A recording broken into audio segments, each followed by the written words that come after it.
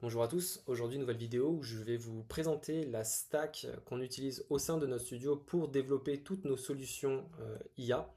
Donc voilà, on a accompagné des dizaines d'entreprises, ça fait plus de 2 ans que maintenant je développe des solutions IA pour entreprises. Et voilà, j'ai testé un peu tout ce qui se fait sur le marché, j'ai testé pas mal d'outils et aujourd'hui je suis plutôt fier de ma stack qui je trouve est très mature et qui permet d'aller loin, de donner de la qualité, de maintenir les services que l'on vend. Petit disclaimer, aujourd'hui ce qu'on voit dans l'écosystème des solutions IA, c'est tout le monde tourne, ou en tout cas utilise NMITen, ou alors maintenant avec la mode Cloud Code fait des scripts directement qu'on pose sur Vercel simplement. C'est pas du tout le cas ici. On a vraiment une stack qui permet de maintenir et de monitorer tout ce que l'on fait. Donc voilà, il y a pas mal d'outils, notamment Widmy que j'ai pas vu ailleurs. Donc ça va être intéressant de découvrir tout ça. Avant de commencer, la stack elle repose sur trois grands principes. Le premier, on va privilégier tout ce qui va être logiciel open source. Deuxième chose, on a aujourd'hui un marché qui est très concurrentiel sur les modèles et on va en profiter en utilisant un maximum de modèles possibles. On a des modèles qui sont plus chers, moins chers, plus performants en fonction de telle ou telle tâche. Voilà, on en profite, on va utiliser, on va voir avec une seule clé API tous les modèles qui sont disponibles sur le marché. Et la dernière chose, c'est la maintenabilité. Si vous avez déjà développé des systèmes, des solutions IA ou même du software en général, vous savez bien qu'il y a toujours de la maintenance à faire, il y a toujours un petit bug qui peut se glisser, il y a des choses qui peuvent évoluer. Donc voilà, notre stack permet d'avoir un versionning de nos scripts en l'occurrence et de pouvoir modifier simplement ce qu'on fait, de pouvoir faire évoluer le service sans devoir tout recasser, ce qui n'est pas possible, on va le voir juste après, notamment avec NMITen. Je vais vous présenter par couche, voilà la couche modèle, après on va voir la couche développement, les orchestrateurs, les bases de données. La première couche donc est celle du modèle. On utilise, bon c'est assez connu maintenant, c'est OpenRouter qui permet avec une seule clé API d'avoir accès à tous les modèles du marché. On peut aller ici dans Rankings et avoir un leaderboard de tous les modèles. Donc là on voit ici aujourd'hui celui qui est le plus utilisé c'est DeepSeek V4. On peut même choisir en fonction de la tâche qu'on a, par exemple Agentic. Voilà, on voit aujourd'hui c'est ChatGPT 5.5 qui est le plus efficace. Donc voilà, OpenRouter très pratique avec une seule clé API, ça nous permet d'avoir accès à tous les modèles et pas d'avoir un petit peu de crédit sur OpenAI, un petit peu sur Anthropic et voilà, essayer de tourner à chaque fois avec plusieurs clés. Ensuite, on va, alors pour les modèles qui sont self-hosted, on va utiliser principalement Oliama. Ça, c'est un peu plus rare, ça va dépendre de l'infrastructure client. Mais s'il y a besoin d'avoir un modèle self-hosted, alors on va privilégier Oliama qui est le plus connu et pour moi le plus simple d'utilisation. La deuxième couche et le plus important, c'est la couche d'orchestration.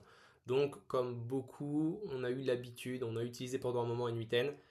Pour les raisons que je vais évoquer juste après, on a voulu migrer vers une autre plateforme, un petit peu plus pro, en tout cas production ready.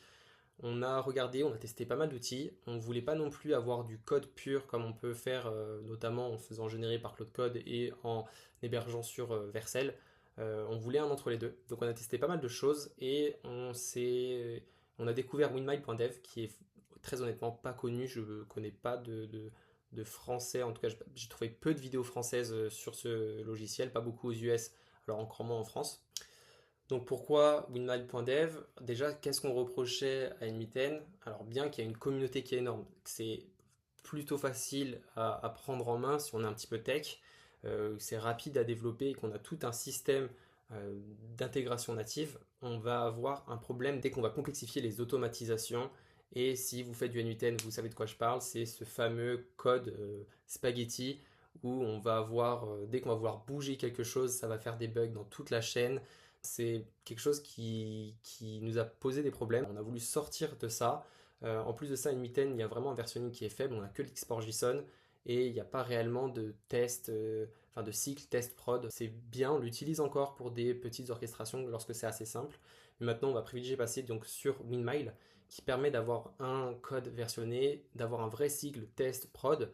En plus de ça, on le connecte directement à notre cloud code via le MCP qui permet donc de créer ses scripts, de créer ses workflows, on va le voir juste après, assez rapidement, assez simplement. En plus, WinMile, c'est multilangage. On fait essentiellement du Python, mais on peut mettre du JavaScript, du TypeScript, tout ce que, du Rust, tout ce que vous voulez, vous l'avez sur WinMile. Le petit bémol de cet outil, c'est que c'est assez jeune, c'est une petite communauté. Bien que les devs soient très actifs et font beaucoup de choses font beaucoup évoluer la plateforme assez régulièrement, le bémol de WinMile, c'est qu'il y a une petite prise en main, même pour un dev, voilà, une petite prise en main pour bien utiliser ce logiciel. Et la dernière possibilité, c'est le code pur, donc c'est ce que j'ai évoqué juste avant. Alors là, il y a une liberté totale, c'est très performant, c'est familier pour tous les développeurs, mais il y a tout à coder, et donc c'est très technique. Lorsque je dis tout à coder, c'est pas simplement le service, ça va être l'observabilité, avoir tous les logs, pouvoir maintenir facilement, pouvoir avoir une information lorsque c'est une erreur. Enfin, c'est assez compliqué, ça rajoute beaucoup de travail, et donc on n'a pas privilégié ce code pur. Les seules fois où on va utiliser du code pur, c'est lorsqu'on va faire quelque chose qui est un service qui est bien spécifique, qui est plus avancé généralement, où on va utiliser du agent SDK de Claude, on va utiliser toutes les frameworks à notre disposition, notamment en Python, et dans ces cas-là, on va créer un service Python qu'on va connecter avec FastAPI et qu'on va intégrer soit via N8N, via WinMile. Donc voilà, avec déjà WinMile plus des scripts comme ça en FastAPI Python, ça permet d'avoir quelque chose qui est très performant, d'aller très loin, de donner beaucoup de qualité sans avoir ce problème de N8N où c'est spaghetti, on s'y retrouve plus et c'est un enfer à maintenir. J'en ferai probablement une vidéo, mais voilà comment se présente WinMile. En fait, simplement, alors, ouais, il y a pas mal de boutons, pas mal de choses qui est possible d'être fait, mais en fait, on suit la même logique d'un workflow. Vous voyez ici, c'est étape 1, étape 2, et voilà, c'est un workflow. Et à la place d'avoir des modules, on va avoir simplement des scripts en Python. Donc moi, je choisis Python, mais vous pouvez utiliser le langage que vous voulez. Et ça va permettre bah voilà, de faire des choses beaucoup plus avancées que juste ça. Faire avec N8N, c'est un enfer. Où ça prend plus de temps. On préfère faire ça et donc on le fait coder via Claude Code et directement intégré. Donc on crée ces scripts indépendamment et on les utilise, on les intègre ensemble et on les utilise et ça crée un workflow. Et ces scripts, on peut les utiliser dans une autre automatisation. Enfin voilà, ça permet de faire pas mal de choses. Mais j'en ferai prochainement une vidéo parce que je trouve qu'il n'y a pas beaucoup de ressources, surtout en français, sur cette plateforme. À côté des orchestrations, on va avoir donc tout ce qui est la couche développement. Donc il y a nous d'un côté, mais maintenant, comme tout le monde, sans surprise, on s'appuie beaucoup sur Claude Code. Claude Code, là où il est intéressant, c'est qu'on va le connecter à tout notre stack. Donc tous les outils qu'on a évoqués précédemment, mais tous les outils qu'on va évoquer juste après. Et donc voilà, ils sont connectés via MCP et ça nous permet donc de coder, de débugger, de faire pas mal de choses. Voilà, je vous apprends rien sur Claude Code. Ça permet également de créer nos skills personnalisés. En plus du dev pur et dur, ça nous aide sur plein d'autres aspects donc, du business. Et on a intégré, petite note sur Claude Code, le wiki de Androuche Karpathy. Donc si vous ne savez pas ce que c'est en gros on connecte avec Obsidian et c'est un système de fichiers Markdown qui va être mis, traité, résumé par l'IA et connecté entre eux pour créer comme certains l'appellent un second cerveau. Et ce second cerveau, Claude va y avoir accès et du coup il va avoir toutes les références, tous les travaux sur lesquels on a pu travailler. Donc voilà, super intéressant. Pareil, le wiki, il faudrait certainement que j'en fasse une vidéo.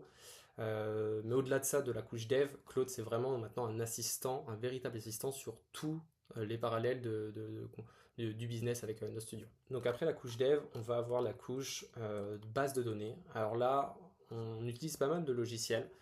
Lorsqu'on va y avoir besoin d'une base de données pour du back-end, pour une application, pour un service un petit peu plus gros, on va utiliser Supabase. Il y a plus performant, mais pour nous, c'est assez simple. Il y a la version cloud, il y a la version self-hosted, et il y a tout qui est préconfiguré, le OTH, tout. Donc on est assez content. Donc on reste avec Supabase.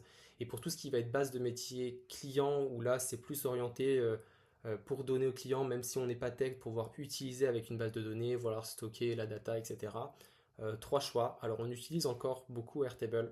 Bien que ce n'est pas open source, c'est quand même très pratique, c'est facile de faire des automatisations avec Airtable et c'est très simple d'utilisation pour quelqu'un qui n'est en tech. Lorsqu'on a besoin quand même de passer en open source, on va utiliser sa petite sœur Baserow et lorsqu'on va avoir quelque chose une plus grosse base de données, mais pareil, on a quand même besoin d'une interface métier, on va utiliser nos codes database. Donc voilà, pour récapituler, Airtable, c'est l'application qui a le UI UX la plus polie. Il y a un énorme écosystème, on peut l'intégrer avec pas mal de choses. On peut, par exemple, avec Fillout pour faire des formulaires. Voilà, il y a pas mal de choses qui peuvent être faites avec Airtable, donc ça c'est bien. Le problème, c'est que c'est un modèle, enfin c'est un service propriétaire et le coût peut vite augmenter, surtout si on utilise si on ajoute plusieurs utilisateurs. C'est pour ça, parfois, on va retourner sur Baserope, qui est globalement la même chose que Airtable, mais open source, un peu moins étoffé forcément. Et lorsqu'on a besoin vraiment de quelque chose de plus sérieux, toujours open source, on va utiliser NoCode Database, qui permet vraiment de faire des vraies relations SQL, et notamment d'exposer une base de données, même PostgreSQL qu'on a. On peut mettre ça par-dessus. Donc c'est un petit peu plus technique au niveau de l'interface. La communauté est plus petite, mais entre ces trois-là, en fonction des cas d'usage qu'on a, on s'y retrouve très bien. Donc voilà pour la partie base de données. Et pour la couche des agents IA avancés, et notamment dès qu'on va faire du RAG, on va utiliser DeFi. Alors DeFi, un peu comme InMail, c'est pas très connu, j'en entends pas beaucoup en parler. Pourtant, c'est vraiment un outil qui est génial. L'idée DeFi, c'est un peu repris de l'agent IA de NMITEN, mais ici, c'est vraiment tout un écosystème, tout est développé autour de cet agent. Et ça va nous permettre d'aller beaucoup plus loin, beaucoup plus dans des paramètres avancés. Et surtout, il y a un RAG qui est natif et qui est très performant. On a tout qui est préconfiguré, on peut faire du re-ranking avec Cohere. Enfin, voilà, tout qui est directement intégré et pas besoin de bidouiller comme on peut faire sur Unlimited ou comme on peut faire encore pire si on fait du code pur là-dessus. DeFi, en plus de ça, permet d'avoir une excellente observabilité de où vont les tokens, de comment tout est utilisé. C'est open source, bien évidemment. Et on a une dev, une communauté qui est très active. On a énormément de plugins qu'on peut connecter à DeFi pour à peu près toutes les applications SaaS qu'on peut utiliser. Donc c'est assez chouette. Pareil, même chose, il faudrait que j'en fasse une vidéo. Il y a peu de personnes qui en parlent sur le YouTube français, même YouTube US, il n'y a pas énormément de choses. Donc voilà, ici on est sur DeFi, et voilà, c'est un Canva drag and drop comme on a l'habitude d'avoir. Mais ici, alors si je clique par exemple sur un module au hasard, bah, ça va nous permettre d'aller beaucoup plus loin que ce qu'on peut faire avec N8N. Donc, voilà, on peut activer le support Jinja, toujours pareil, les différents prompts, pas mal de choses que l'on peut faire pour voir les dernières exécutions. C'est surtout la partie connaissance, donc ici je vais pas, mais on va vraiment avoir un RAG qui est natif, pas besoin de faire quoi que ce soit, on pose juste nos PDF et tout est fait. Bien sûr, on choisit nos modèles, on met notre clé API, mais tout est géré par DeFi. On a également une partie surveillance qui est très bien faite. Donc voilà, on peut suivre un peu comment tout se passe. Et on a un accès API qui est directement fait. Donc dès qu'on fait un agent ou un workflow qui est avec DeFi, automatiquement, on a l'API pour appeler directement ce scénario assez simplement. On met les variables. Voilà, c'est franchement bien fait et ça nous fait gagner beaucoup de temps, surtout dès qu'on va avoir encore une fois l'utilisation du RAG. Et enfin, la couche interface. Encore une fois ici, plusieurs possibilités. Lorsqu'on a juste besoin d'une petite application, d'une petite interface web, on va utiliser Claude Code. C'est assez simple, il n'y a pas besoin de faire beaucoup plus.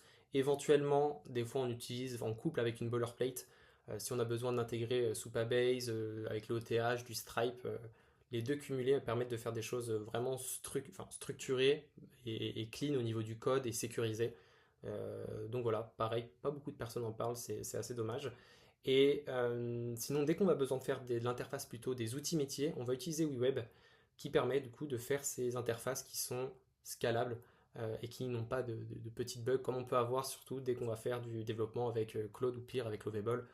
Ça peut vite être une galère. Donc voilà, WeWeb, très bien pour ça. Et pour héberger tout ça, on utilise notre serveur VPS. Nous, on est chez OVH. Pourquoi OVH plus qu'un autre? Bon, ça permet d'héberger toutes nos données, et notamment les données clients, lorsqu'on héberge les solutions que l'on vend, permet de les stocker en France. Donc voilà, c'est un petit plus, et donc pourquoi pas faire travailler OVH, c'est très bien, ça fonctionne très bien. Donc voilà pour la stack. Si je récapitule, au niveau du modèle, on va utiliser principalement OpenRouter, Oliama dès que c'est du self-hosted. Pour le développement, en tant qu'orchestrateur principal, WinMile, potentiellement du N8N sur vraiment des cas précis. DeFi lorsque c'est des agents IA RAG. WeWeb pour les interfaces, FastAPI avec du code sur mesure lorsqu'on a besoin vraiment de quelque chose qui est vraiment sur mesure et bien précis. Pour la base de données backend, on utilise Supabase, et pour les autres bases de données plutôt outils métiers, Airtable, Baserow et NoCo Database en fonction de ce qu'on veut faire. Donc voilà pour cette vidéo. Pour aller plus loin, j'ai mis dans la description un lien vers une communauté Discord, bien sûr gratuite, où voilà, on peut parler entre développeurs ou personnes qui veulent en savoir plus. Je mets des ressources complémentaires, donc voilà, c'est tout le début, mais il y a le lien qui est disponible dans la description. Et si vous voulez bosser avec nous, que ce soit pour de l'intégration ou de la formation sur tous ces outils IA ou même l'IA générative en général, alors vous pouvez nous contacter sur nodestudio.io. Et puis voilà, si la vidéo vous a plu, n'hésitez pas à liker et à partager. C'est encore une petite chaîne, donc voilà, tout support est fortement apprécié.